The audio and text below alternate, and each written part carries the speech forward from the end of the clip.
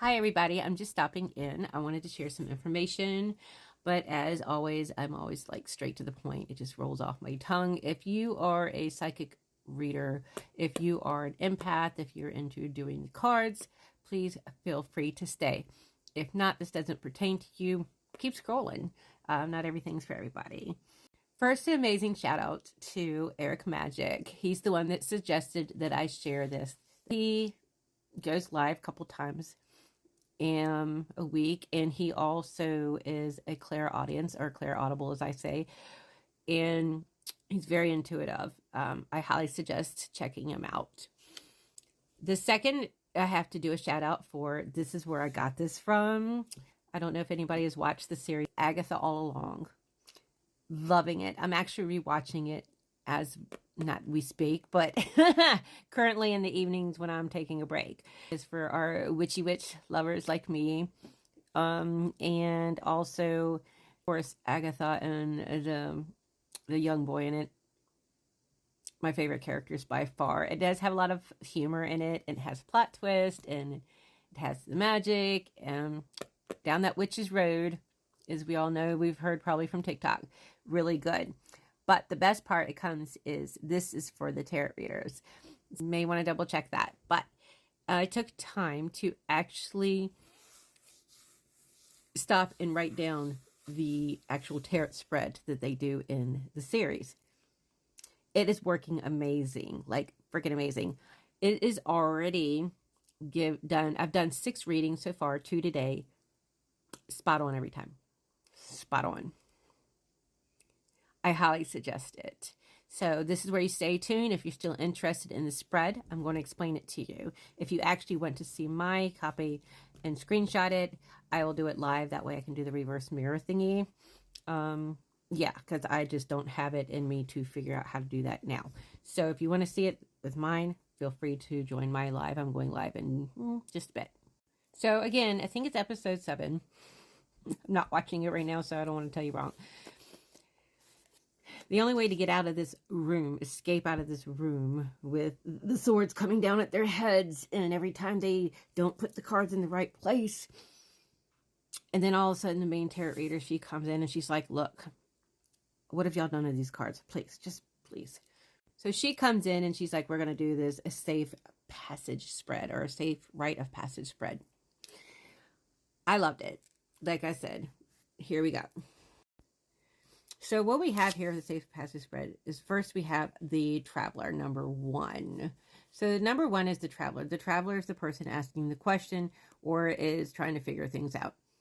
The one who's trying to figure everything out has to ask it. It cannot be the actual one that's like doing the cards unless they're doing their own self cards. Obviously, that would still be you, the traveler. Okay. So then we have 2, and then we have 3 and 4 at the bottom, and 5 and 6 next to that. And then it comes back to 7, which is the destiny.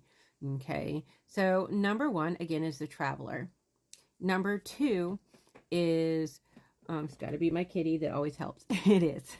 Number 2 is what's missing. When you ask this question, you're like, what is missing? What am I not connecting to this situation, this passage, this moving forward, this block, this crossroad? What is missing? This is what this card's about. Then you go into number 3, which is about, it's about old past wounds or lessons learned. It's kind of like, it could be recent past. It can be a past that you've already gone through, and it can be lifetimes of past. You have to remember that past come in many different forms. The next one is number 4. And I think it's funny, every time I do it, Poseidon always circles his number 4. So he loves it. So the 4 is what's kind of like, that one is about basically the path. These are things that are about things that you're going to discover along your path moving forward. So it's like, okay, I've done this. This is my past. This is what I'm currently doing. This is what I'm discovering. Here we are. This is what's going to come along. So then we have number 5. So number 5 is your obstacles. And that's straight out going to say, this is your obstacles from getting the thing that you want. These are the obstacles that could be stopping from what you need. And there's another plan. This could be the obstacles that are saying, hey, hang in there. It's coming. We just got to get past these obstacles, like AKA the tower, which I've gotten 3 times this morning, but we'll let that go. Anyway, so then comes next the other part, which is the windfall. And if people don't know what windfall is, because some do question that, I did in the way beginning, the windfall is your abundance. Flat out is your abundance. That is the things that falls into your lap and says, hey, you deserve this.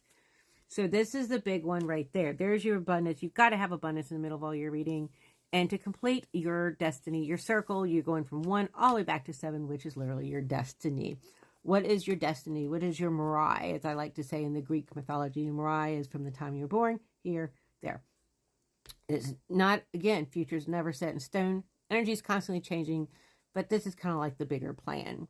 I do love this safe passage spread, or safe rite of passage spread. Again, I think it's episode 7, Agatha All Along. So shout outs to Agatha All Along, and shout outs to Eric Magic for doing this. And I will, again, I wrote everything down. Here's my nicer copy. Isn't that interesting? I have it on this side so you can actually see it on the live. Here's my chicken scratch, as I call it. But then I actually moved it over, and I have a very nice copy for anybody who wants to screenshot it during the live. I will see you live soon. Love and light.